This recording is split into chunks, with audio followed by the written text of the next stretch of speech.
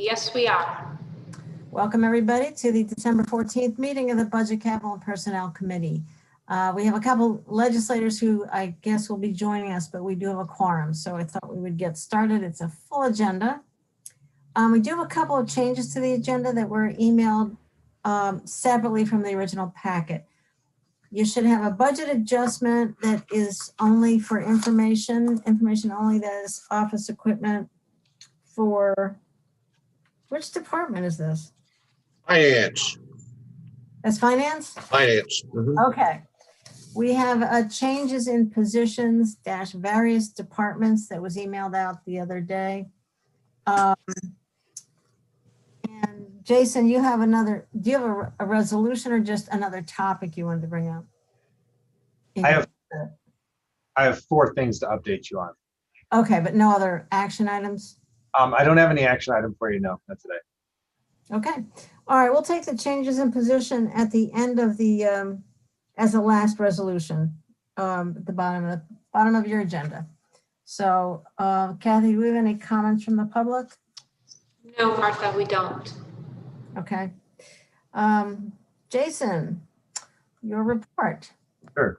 So I have just 4 things to update you on. One is federal leave. So the Families First Coronavirus Response Act included 2 provisions that that required employers to provide different levels of federal leave. One was if you were quarantined or isolated, employers were required to provide you with 14 days of paid leave.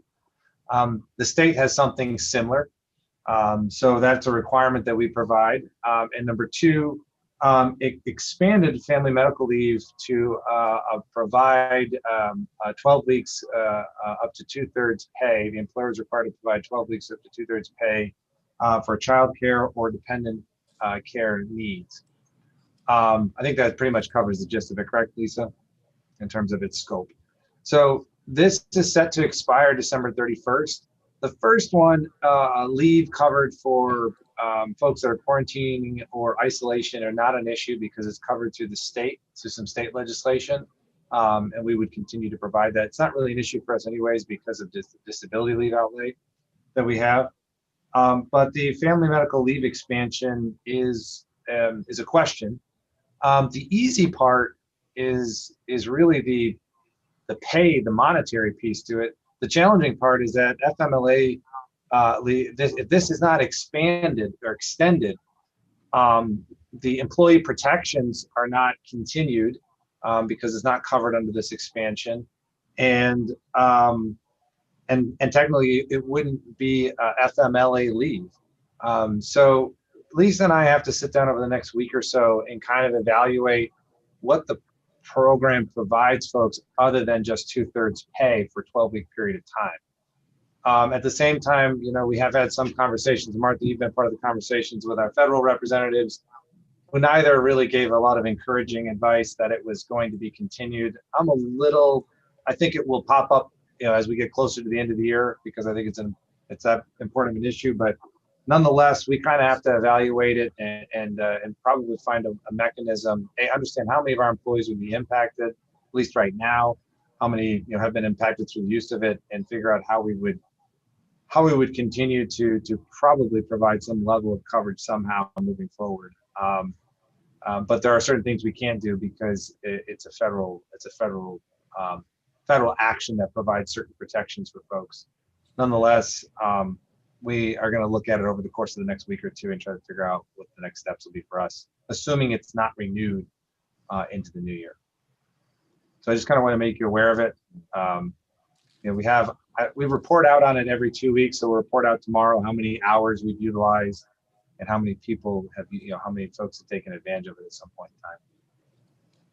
Jason, when you do your report tomorrow night, would you kind of highlight this issue when you talk about it? Lisa, do you have anything to add on that?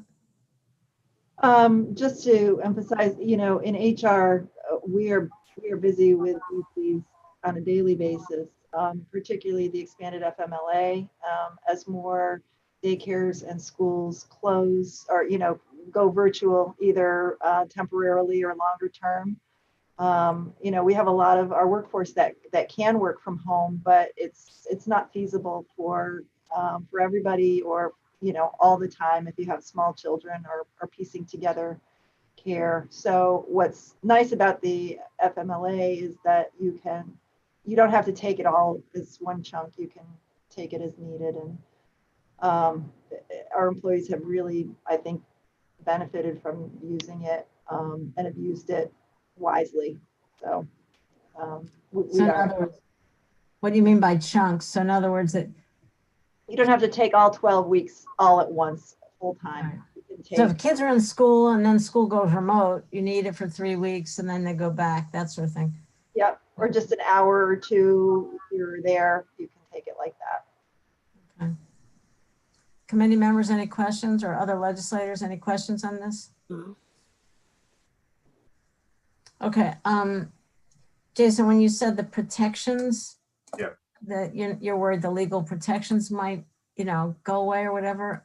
I mean, it's not, so FMLA provides protections, you know, from, you know, for your employment. Obviously, that's not continued if this law doesn't extend further.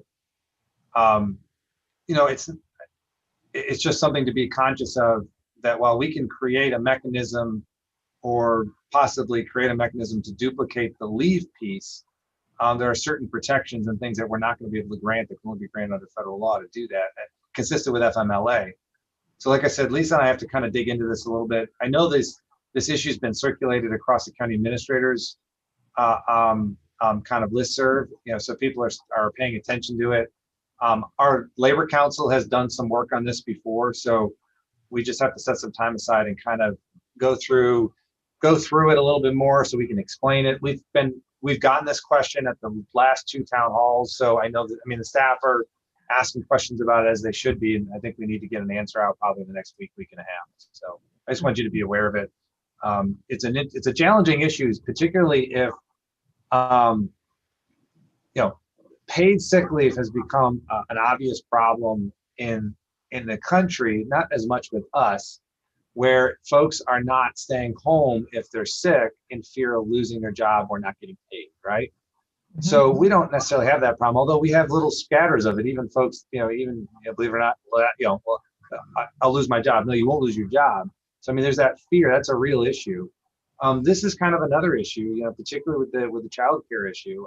Folks can use their accruals for only so long, but if you have remote work, you know, you have your kids go remote for an extended period of time, you know, people are using their accruals and they're using them, which is what they're there for, but at some point in time, they're bumping up against it and it's becoming problematic.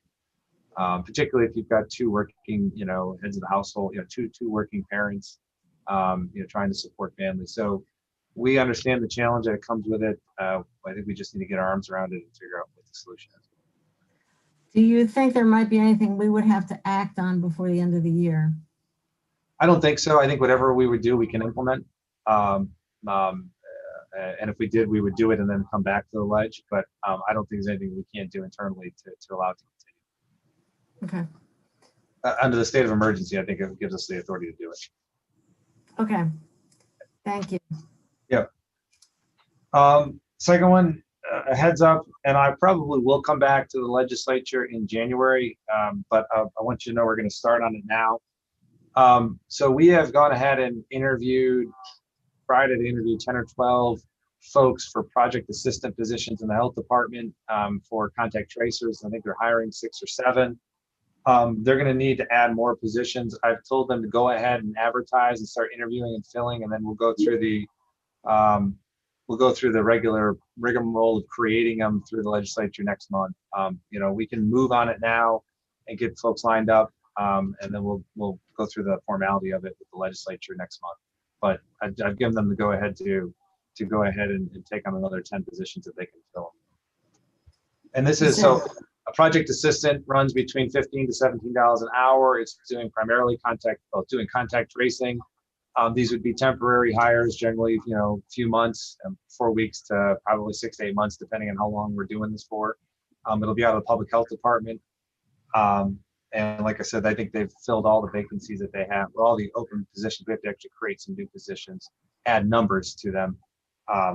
through legislative action, but we'll bring it forward next month. Okay, questions? Jason, these are not the contact investigators for which we use nurses? Right, case investigations are the nurses. So with the ramp up over the past 2 weeks of contact tracers, our contact tracing operation is probably double what it was 2 weeks ago. And what that does is it shifts, hundreds of calls off the nurse's plate. So all they can do is focus on case investigations. And these are folks, so we have, 50 or so staff trained. We have some team leaders that we've put in charge of teams. And at any point in time, we've got 10 and more contact tracers working at one time, doing the calls, saying, hey, you've been a close contact, and then the follow-up calls that come from that, as well as, so the follow-up calls for a close contact many times are done through a text mechanism, but if you're a positive case, you get a follow-up call every day. This is also what contact tracers do. Okay. So what we've seen happen has been positive. We've seen this past week a big shift in being in the contact tracers, taking on a lot of those calls, which is relieving the nurses that are doing just case investigations, which is what it was intended to. We're going to see that continue as we go into next week. We're going to bring on some more folks this week, and we're starting to now start to see that investment in contact tracing and reassignment of staff is starting to do what it was intended to do, which was take the contact tracing off the public health nurses. Have we advertised for these positions? These ones we did not. These ones we were able to get, a lot of them are Masters of Public Health students from Cornell.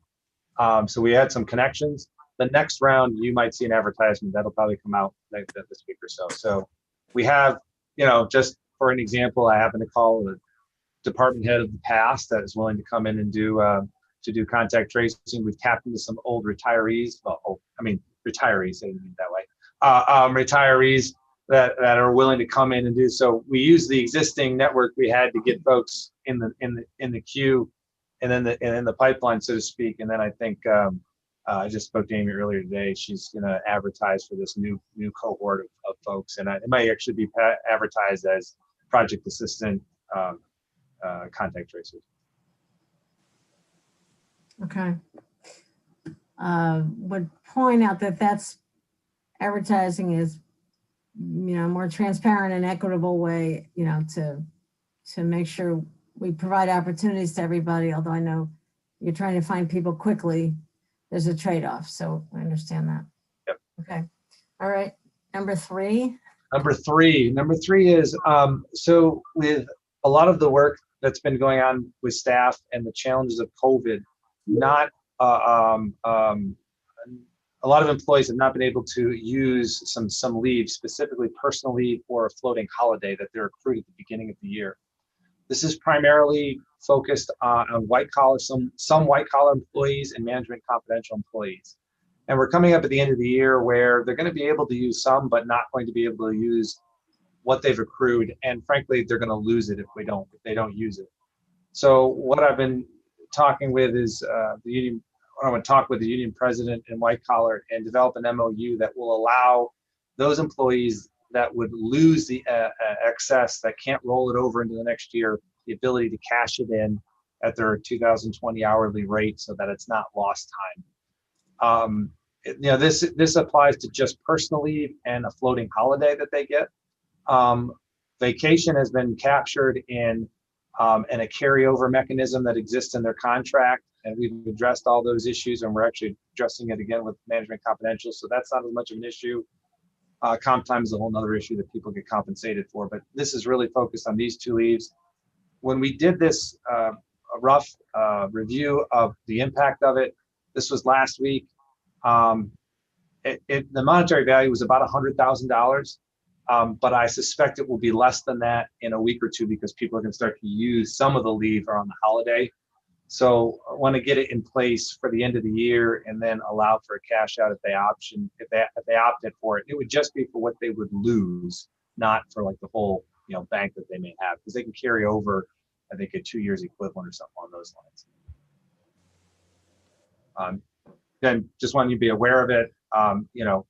it's at some point in time we'll have to have a more in-depth conversation about probably a group of management staff that have accrued, significant balances of comp time that will never be able to be used because they're in excess of what they can accrue, and the amount of hours they're putting in that they're not getting compensated for.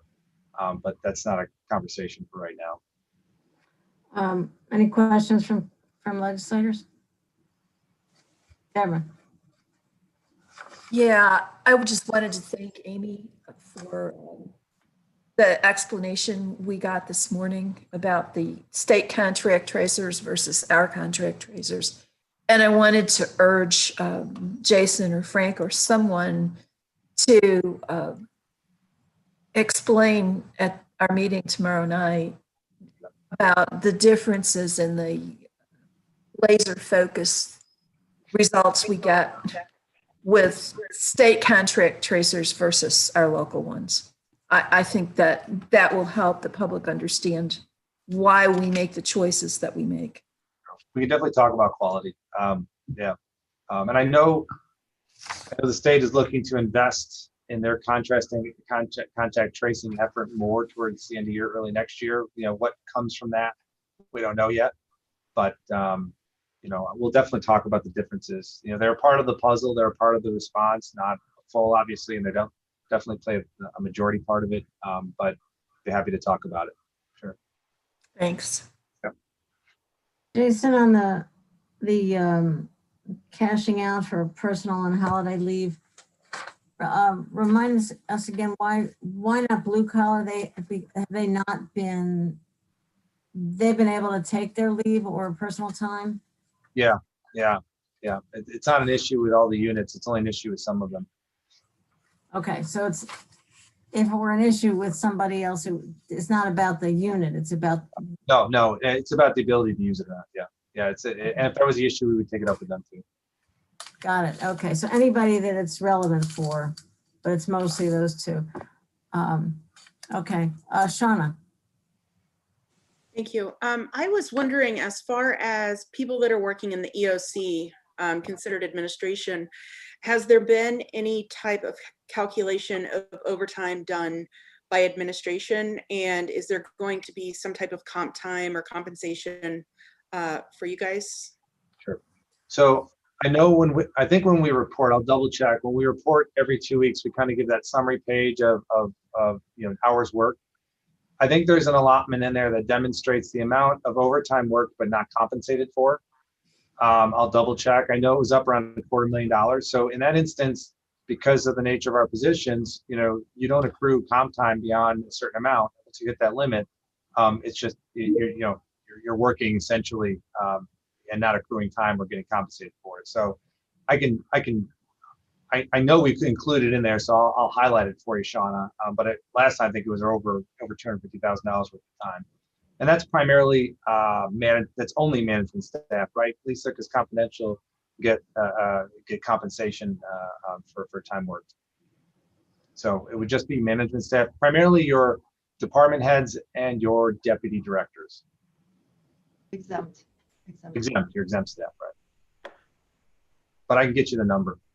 So I guess my question is there any way, like I understand that in a typical year, there's a certain amount of time that our department heads, would be considered to work. A 45-hour work week is not out of the ordinary.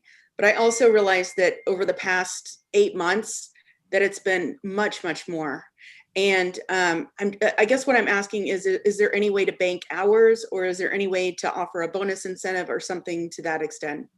I think there's a place to have that conversation. I mean, we have the records as to how much has been worked. I think there's a point to have that conversation. And I know, again, on the administrators listserv, a lot of county administrators are dealing with the same challenges. What you're having now is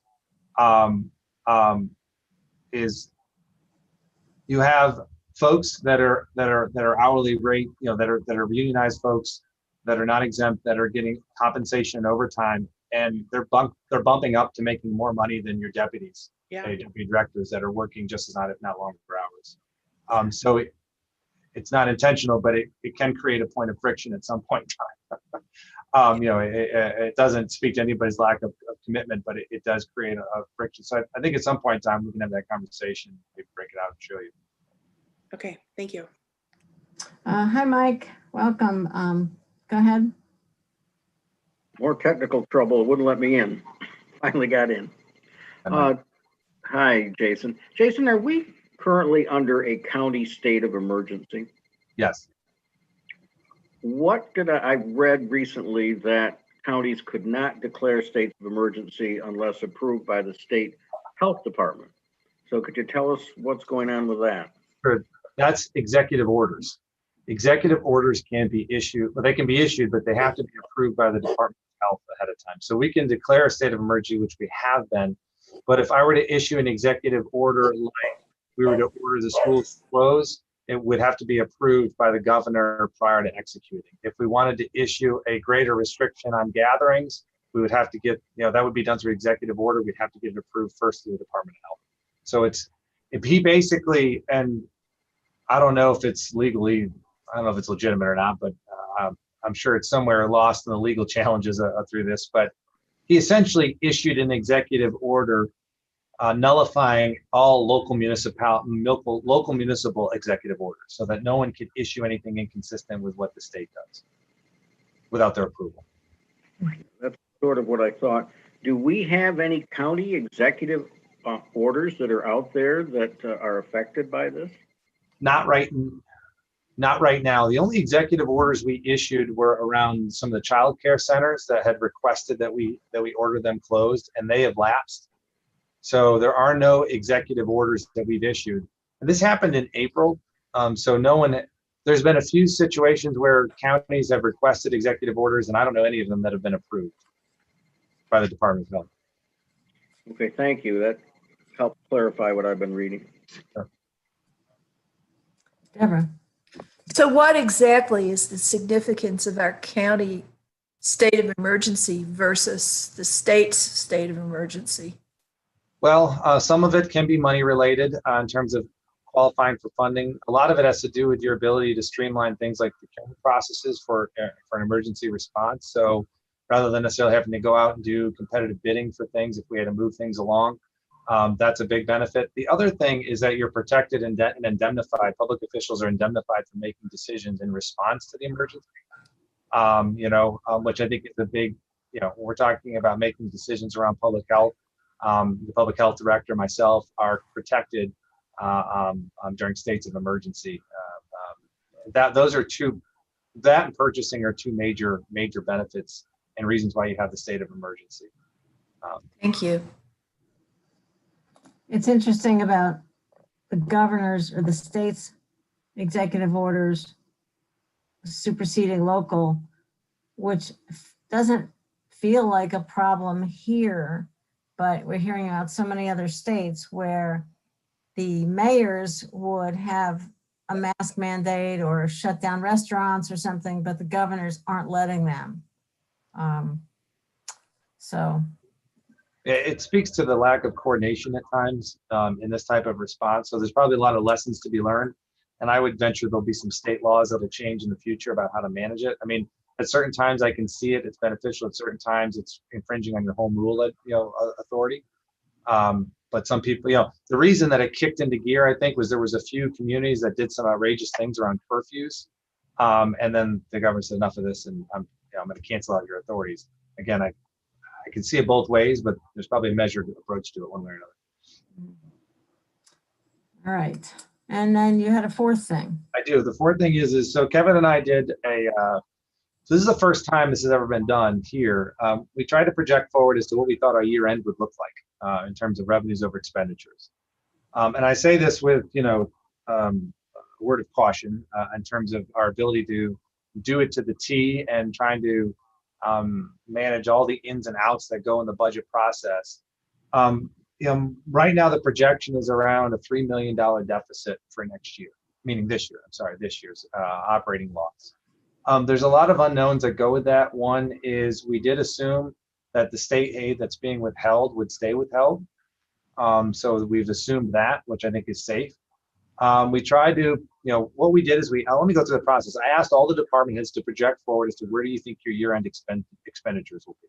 Now, we did not meet with every department head like we do when we put the budget together. So we made some, we gave them some guidance, and their assumptions hopefully were accurate in terms of their ability to project. Not every department head, I'm sure, was 100% accurate as what their projections would be, but we were able to project, and then we were able to assemble revenues and expenses together. State aid is a challenge because it's the first time probably in a while, and and we'll have to figure out. Rick will have his hands full about what was submitted for the state for reimbursement and what's actually made, and the loss of an account receivable, depending on what happens with that. So we had to accommodate those types of issues of this is what's being withheld, and this is what we think we're going to receive.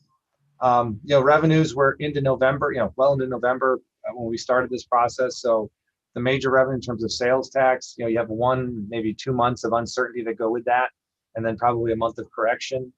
So it could be a few $100,000 off, hopefully not more than that. But right now it's, we've kind of honed in a little bit on a $3 million shortfall. Some things that helped were the Consortium relief, the TCAT relief. Those are probably the two ones that accumulated the most. One thing to probably bring out is that, we did a series of things throughout the year that was in the $4 to $5 million range of cutting back on expenditures. So, somewhere, had you not done that, it would probably have been upwards of 5 or 6 million at the end of the day, depending on, like I said, it hasn't been scientific, and we didn't have a system or a structure in place to do this. So it was kind of loose and patched together, but I think we did a decent job with it. I know Kevin put a lot of time in trying to manage the quality control on it. So I think we did okay for our first shot at it. But that's the rough number that I think right now, that's where we're at. We'll see how it pans out over the next few months. Thank you very much. Thanks, Kevin, where's Kevin? Kevin was on here. There he is. There he is, he's down there. Thank you, Kevin, for that number crunching. Questions, Deborah? Yeah, thanks, Jason, and thanks, Kevin. We couldn't do this without the two of you. I was wondering if that $3 million includes the approximately $1.7 million that we're going to be pulling out of the general fund after today's meeting. So it does assume an increase in contingency. So we did calculate that in there. So we assumed that increase in those expenditures. Okay. And am I right that if you add up everything, all the resolutions today, it's about a $1.7 million hit on general fund? I think Rick, we had an additional $1 million that was needed for contingency, right? Yeah. That's what Deborah was asking about. Yeah. Yeah. So we had that additional that in there. That's in the 3 million? Yeah. Okay. Okay. Well, then that's not so bad, huh? Right. Then there's the $250,000 that was overlooked that we did at HED. So like I said, this is a back of the napkin, right? Right. So if I'm a few $100,000 off, they'll hold it against me. It could go $1 million either way, but I think it's safe to say you'll be a loss for the year. But we just we didn't have a structure to put this together in the way, and I think we did a good job with it. But it'll be off. as they say, $1 million here, $1 million there, pretty soon you're talking about real money. Yeah, right. I mean, so that's all I have to report on. Okay, I would agree. If you're including that big chunk going into contingency, that's a lot less bad than I expected. So, good. Happy New Year. All right. Any other questions or comments on any of Jason's reports or anything else for Jason? All right. Thank you very much, Jason. That's a lot. All right. Now we go to the next one. It's just Rick. You got nothing for us, right? Only 10 resolutions we've been working feverishly on since our last meeting. And Deborah's right. If you add those other 2 resolutions to the contingency fund, the contingency is asking for $1 million, but then we have those 2 other odd budget adjustments, which we'll talk about later, that's about another $300,000 that's coming right out of fund balance. So, that's going to ding us a little bit, but Jason and Kevin working with us to put this early look at the revenues and expenditure is far earlier than anything we've been able to do in finance. In the past, we keep our books open for expenditures until the middle of February. And so it's not until after that that we can even give a first blush answer as to what our general fund balance looks like. We also keep our revenue accounting and the accruals open until around the end of February also. So usually Jason starts pestering me about March. What's our fund balance situation look like? And unfortunately, if I gave you what it was today, you wouldn't want to hear it in the general fund. So we have a lot of revenues to book and a lot of expenditures to book. We actually have 3 payrolls in December and a partial one in January that gets accrued. So that's kind of heavy on the payroll side compared to some other years. So even with COVID, we can't rush it. We're still not going to have a very solid number for you until around March. But time flies when you're having fun. But so what you're saying is that you don't usually ask department heads, hey, what do you expect to spend for the end through the end of the year? And that's the step that you and Kevin did? Yeah. Yeah. We don't usually do it. I mean, we don't usually do it. And the revenue piece is the challenge. And because we have so many different revenue sources, it's a challenge. I typically like the state aid piece to it. So we don't generally ask this question. And it was a complex process to get through, to be honest with you. And we'll see how it goes. And we'll think about how we can maybe do it periodically throughout the year, more of a check and balances to a better review on a monthly basis of expenditures. But this is not anything we've done before. Okay. All right. Thank you. And it has forced the departments to do more of their year-end budget transfers and budget adjustments earlier than almost any other year because of the fact that they've been forced to look at these revenue and expenditure projections for Jason. And so in so doing, it opened up their eyes that they were going to have needs before the end of the year. I think that's one of the reasons why you see so many contingent fund requests right now. You'll also see some in January also, hopefully not this many, but that's why we're bringing that other resolution to you today to supplant the contingent fund. So we don't want to unnecessarily put department heads through extra accounting. That's a waste of time. But if there's a more periodic sort of cash flow and like check in a few times a year, maybe that's kind of where that might lead to.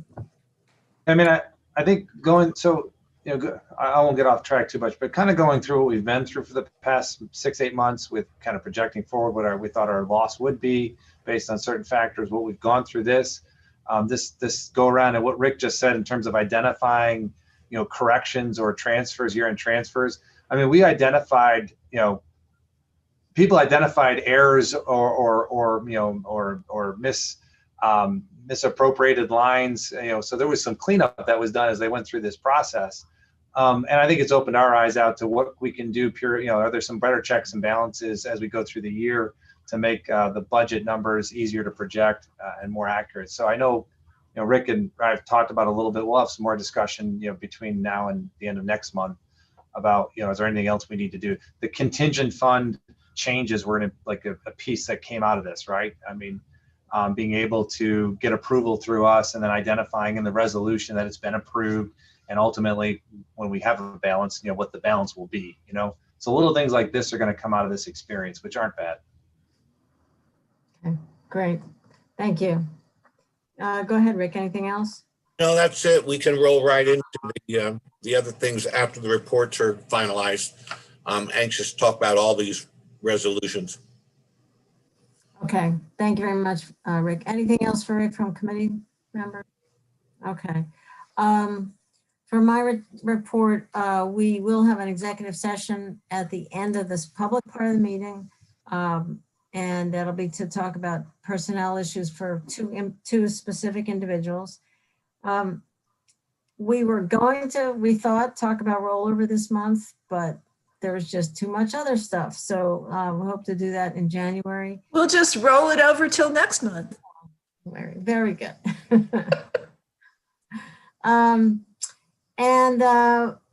This January 11th is our next meeting, which happens to be the first day for Ruby Pulliam to be here as our new Commissioner of Personnel. So Nice. resources. So Lisa and I already checked in about this, and she said, yeah, that's her first day. So trial by fire, she'll have to show up at one of our meetings. We always do like we've changed, as everybody knows, we change committees with a calendar year, but usually the January meeting is the same as the previous year's committee members. So we'll just sort of plan ahead for the January 11th meeting. So that is all. Relative to that, I did ask Lisa to pull together demographics on our workforce. And I know they've talked about the demographics in WDIC, but she can update, she said she would update that in time for January. So, and Lisa, did you want to add anything about that? No, it's great timing because WDIC is going to be looking at that in January as well. So Good. good Okay. time to bring Ruby up to speed as well. So. Good. All right. 2 ways to use the same report. Terrific. Speaking of WDIC, Annie, would you like to join us? Do you have any report for the committee? You see Annie's box. You there? Hi, yes. Hi, Annie. So we had a meeting, gosh, I'm trying to think of the date now. But anyway, we had a meeting the 8th, I think it was. And as Lisa said, well, she's going to be bringing the demographics to the next meeting. And, we're looking forward to having Ruby there. I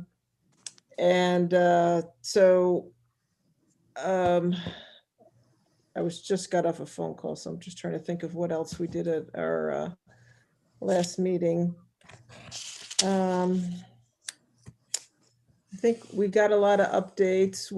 I know one thing that Dr. Clark's seminars or Zoom seminars that he's been having have been getting a lot of traction. So if you haven't seen those various ones, he's having once a month on various racial issues. So they're on our YouTube channel. I encourage everybody to look at that. It's kind of like a little local training on that.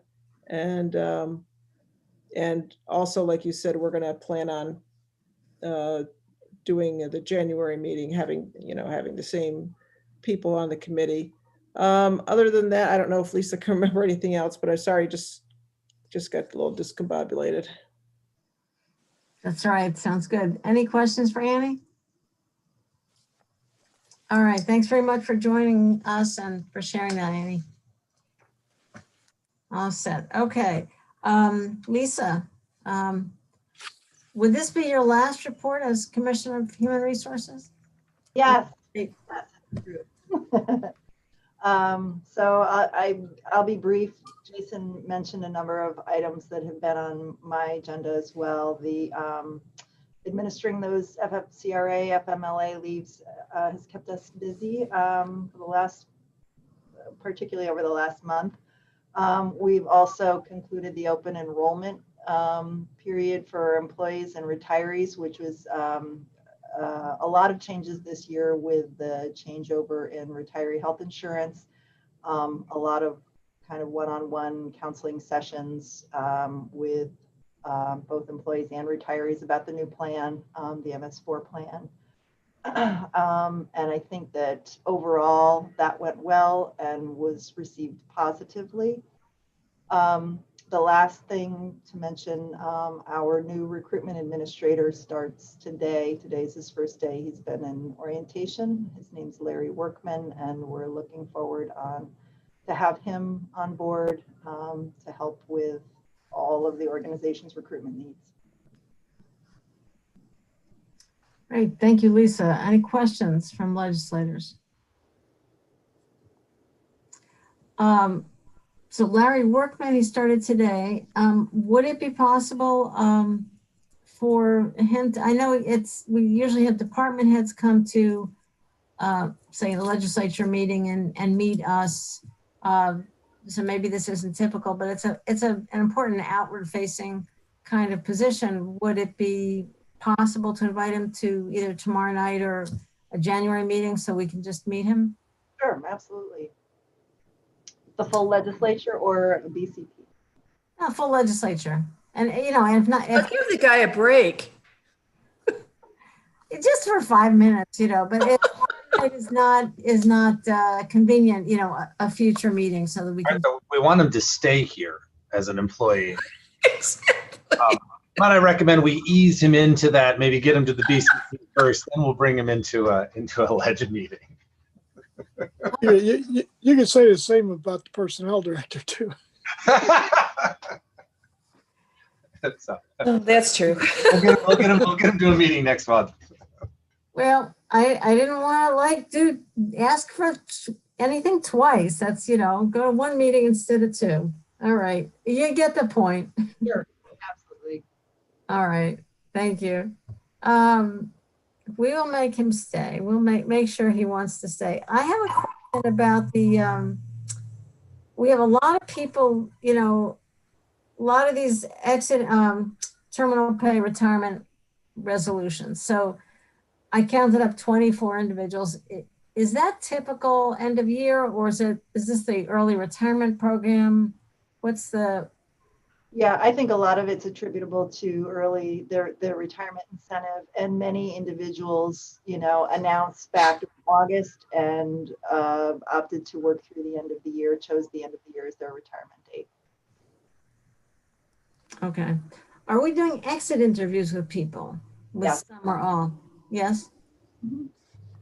Okay. Yeah, I mean, it's a standard operating procedure now. Everyone who leaves gets an exit interview. Okay, that's good to know. And then somebody asked a question about the people we had on furlough.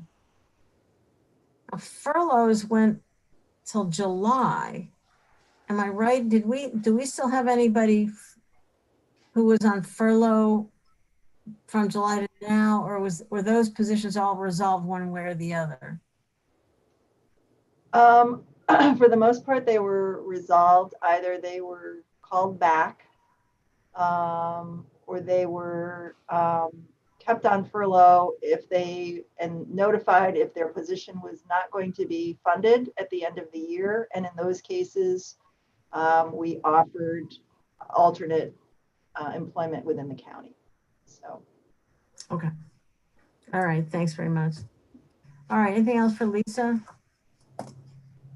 All right. We do have one appointment. Thank you very much, Lisa. Where did it go? We have an appointment of Robert Brown to WDIC. Can I get a motion for that? Moved by Deborah, seconded by Dave. Discussion? All right, we'll call a vote on Robert Brown's appointment. Deborah? Yes. Dave? Yes. Mike? Yes. And Shauna? Yes. I'm a yes, so that's unanimous. Thank you. All right, we have 6 resolutions on a consent agenda. The benefit of that is that we're only going to go through the roll call once for the 6, but I would like to actually walk through each of them separately, so it's not to squash the discussion or anything like that. Can I get a motion for the next 6 resolutions? Moved by Dave, seconded by Deborah. All right, so if we look at first resolution A, that's ID 9749, the contingent fund replacement pay and terminal pay for the sheriff's office. You have questions or discussion? All right. I noticed that we had we got 9 employees out on disability for this 2 weeks or so in October. In the previous meeting, we had 7 employees from July to October. These are the same, at least 7 of them are the same people on disability. Sorry, Martha, can you say that question again? You were going in and out. I couldn't hear you. Oh, okay. Sorry. This resolution says 9 employees in the sheriff's office are out on disability. And last month we had 7 from sheriff's office on disability. Are 7 of them sort of continuing people? Yes. Yeah, there's not 9 new ones, if that's what you're asking. Got it. Okay. Yeah. All right, let's go to B. That's document 9770, terminal pay for the health department. Any questions? Okay, C is 9722, contingent fund terminal pay for Office of Employment and Training, 2 positions. Any questions? Deborah? Yeah, I just want to be sure I understand this. So the county's fiscal policy doesn't allow these enterprise units to take terminal pay out of the general fund. So basically all it does is make us move it from the general fund to the community development fund where we can take it out of? Is that what this resolution is all about? This is actually like a waiver to the policy. Each time you see one of these that goes to the community development fund, we're telling you that the policy doesn't allow it, and we're asking you to waive that policy and go ahead and let us transfer money from the general fund to the workforce development unit, which happens to be in another fund. That's why that whereas is always found in these types of resolutions. So do we ever not waive these? And if we did, what would happen? I mean, is this a policy that really means anything, or is this just something that makes an extra step? Well, they are budgeted and accounted for in separate actual funds. So when you see the airport, solid waste, or in this case, workforce development, they are in different funds. And you may remember seeing these when we did wage increases. Since those funds don't have the money for retroactive pay increases, we always have to go to the general fund to get the money and then transfer it into the appropriate fund where these departments exist. And that's the most common time that I've seen this being done. But each of these small funds, they do not have their own contingency fund, like the general fund department. Right. So whenever they need something that's a little bit out of the ordinary, they're forced to come back to the legends and plead for more general fund funding. And so there is that policy in place that says they're not allowed to do it, but the legislature has the right to make an exception on an individual basis. And I think that's wise in the sense that none of these are ever going to get done or passed without the county administrator, the finance director, and ultimately the legislature voting to approve it. And I think you want to keep it that way. Okay, thank you. Thank you, Rick. Yeah. Anything else on that one? All right, document 9784, appropriation from contingent fund for Department of Probation and Community Justice. Any questions? All right, document 9748, contingent fund terminal pay for the county clerk's office, central services, and DMV. Questions? All right, document 9783, contingent fund terminal pay for the assessment department. All right. All right, so ready to vote on all 6 of those in one bucket. I'll ask Dave McKenna, Yes. Deborah Dawson, Yes. Mike Lane, Yes. Shauna Black, Yes. and I'm a yes, so those are unanimous. Thank you very much. All right, resolution 9780, no, where we go? Where we go? sorry, there it is, 9788 on the auditing service. Could I get a motion from somebody on this one? Shauna moves, Deborah seconds, authorization to contract with the Insero and Company CPAs for the provision of financial auditing services. Rick, talk to us about this one. Well, our current audit contract is about to run out, and we need to contract with somebody for auditing services for 2021 and 22. Due to COVID and the brand new staff that we have and the 2 or 3 vacancies we've had, this has not been something that we could put together in any timely way over the last 3 or 4 months to provide you with an RFP to go out. It's only been 3 years. Typically, we do extend an audit contract for at least 2 or 3 more years. It's a very cumbersome project, and it could yield great results if there's an unwillingness of the existing auditor to do the job as we see they should be doing, or if we're unhappy with them in some way.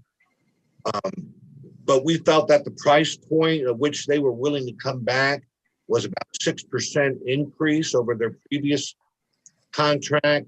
I provided a little bit only because Martha asked, and I probably should have mentioned it, but we don't share the proprietary or actual engagement letter with you. But I did put that out in an email separate from the packet. I also made reference in my email, which I believe you were copied on, that this was actually for 9 different audits, and it's not just the audit of the county. So when we're pricing this out and looking at it, we're taking care of soil and water, the library, IDA, a whole number of other entities. And so when you see that number, which is in the 7th whereas there, where that represents the total of all those subcategories of audits. And Rick, my question was, let me just jump to my question, which was, the line says the very reasonable rate increases of $95,000, $96,000, and $100,000. that's worded very poorly. Right. When you say it that way, it's not worded well. Well, that's how it Increases sense. too. Use increases too instead of increases up. Yeah, let's change it to 2. And that's their total fee. And That's the total fee. total fee compares, when you look at their actual expenses over the last 3 years, last year we were at 89.5. Their actual billings came in when you add in some of the extra services they do. Some of what they do, since we've got a new staff over the last 18 months, is they've come in here and have provided about 3 or 4 days of training. No, Has been let's be clear. I don't question. I know that they do many different services. I agree and support and appreciate the fact that they have extra time with new staff. It was that like increase of $95,000 freaked me out. So what a difference a word can make. So that's good. It all depends what your meaning of is. Okay. Thank you, Bill. Yeah. So I don't know if everybody got the letter or that got sent out between like 2 and 3 today. Are there any other concerns or questions about the resolution? Deborah? Yeah, I was just curious, do we build a little cushion in there? We build a big cushion because some years the PFC audit could be very much higher than what's quoted.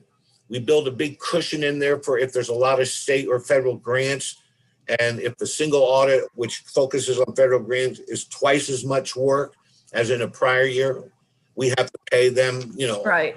almost twice as much. So we have a relatively big cushion in my department's budget to take care of that. And that's why you see that contractual services line item usually budget considerably higher than what our actual is in any given year. But yes, short answer is yes. Thanks, Rick. All right. So with that change in line 38, from deleting of and putting in TO, Thank you. We ready to vote on this one? All right, Mike Lane, Yes. Dave McKenna, Yeah, Deborah Dawson, Yes. Donna Black, Yes. and I'm a yes also. All right, thank you very much, Rick. The contingent fund. And this was something you also, I asked for a list and you emailed that in the middle of it, like this afternoon. Yeah. I can share my screen with you on that here. And That might, yeah, let's do that. I think I got it. There we go. So authorize, did we get a motion on the floor? Somebody want to move it? Shauna moves it, Deborah seconds, authorizing the replenishing of the contingent fund from general fund reserves, document 9787. And I'd asked Rick for the full list. So here is the full list, and the total year-to-date appropriations right now, which include this string of 6 or 8 here that you just passed in budget committee. There's also a $55,000 replenishment here coming from the county administrator's budget for the Rionix equipment. We're putting that back into contingency because it was requested by the health department to move that money to them because they got a grant for that amount. And so we can put that 55,000 back. But all in all, the total year-to-date appropriations are now over 1.5 million, and we only budgeted this 900,000 at the top. Plus we were over budget $635,000. So our recommendation is to increase funding by $1,038,000. And that would leave us $400,000 to get through the rest of the year. The $400,000 is divided into 2 pieces. About $250,000 of that is guesstimated to be what the departments will ask in either January or February in contingent fund requests. The other $150,000 or so is money that the finance director usually uses or may use to help balance last-minute budget adjustments in any given department, especially if the department head is out for some reason and they haven't done all their budget adjustments at the end of the year. So Jason and I got together and that's our best guess, this extra $1,038,000 of what we'll need to get through the end of the year. And as I mentioned before, the good news to this is, should we not use that $400,000, that just replenishes back into the general fund. Certainly not spent in any way. It just goes back into fund balance at year end. All right, thank you very much. Any questions on the list or anything else about the resolution? And hard to see, folks, so just holler if you have a question. All right. Did you, thank you, Rick. If you want, you can probably unshare. Did you email this to the whole legislature? This is part of. Yes. No, I just sent it to the budget committee. So. Okay. So I can send it to I can send for tomorrow night. I can send it to the whole legislature. Great. Or I could ask Kathy or Michelle to do it. Kathy, Michelle, would you mind doing that, please? I did send this, I forwarded your email, Rick, to the full legislature earlier today. You're way ahead of us. Thank you. She always is. She always is. Thank you, Kathy. You're welcome. All right, we're ready to vote on this? All right, Shauna, Yes. Mike, Yes. Dave, yes, Deborah, Yes. and I'm a yes. All right, that's unanimous. Thank you. Document 9777. Would somebody want to move this one? yeah, I'll move it. Moved by Dave, second by Shauna. Looks like Kevin wants to talk. Hi, Kevin. No, I wrote this mess, most of it, so I thought I should be on hand to translate. Okay. And I made him write it. All right. So this is something we talked about in Housing and Economic Development and passed last week. Kevin, you want to introduce it? I was just going to be a resource, but I'm happy to Okay. introduce it. There's some work for us all to do on the workflow between budget and annual transfers that get done. It has in the past been as informal as handing off a piece of paper. And it needs to be a little more routinized. One of the things that slipped through the cracks last year was this routine transfer of the budgeted funds from the general fund to the CD fund to support the work of our colleagues, our county colleagues in the workforce units, development board and the career center. With the result that by 2020, when we discovered the error or the omission, their fund balance had been shorted. And this basically moves money out of the general fund balance through their departments and into the CD fund balance to right that wrong. That pretty good, Rick? Really good. I simply explained it to Jason, and I think he said to others that it's something we missed in 2019. It was their actual cash transfer. And I don't know how they got through the year, but they certainly weren't going to get through this year without it. So I recommend it strongly that we somehow try to do a transfer in 2020 to make up for what they were shorted in 2019. As you can see, it's a pretty complicated budget adjustment. Took us all a lot of thought to figure out how to make it end up where we want it to end up. But it basically is reducing the general fund balance, and it's increasing the CD fund balance where the Workforce Development Board and the Career Center exist. This one seems a whole lot more straightforward than the next one, so. All right. Kevin wrote that one too.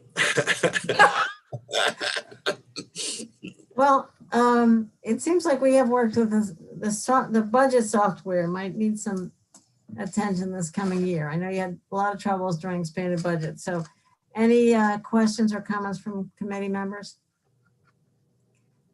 We accept completely the explanation and it's fine. And we've, I guess as soon as we vote, we'll be saying, okay. All right. So vote on this resolution. Deborah? Yes. Shauna? Yes. Mike?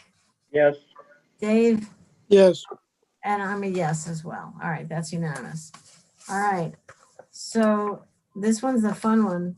9789, does somebody want to move it? Moved by Deborah, seconded by Dave. Budget adjustment and setup of new functional unit in general fund for transfers to DM fund.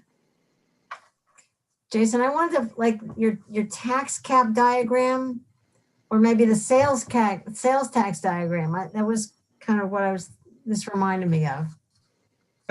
It's similar to that. Yeah.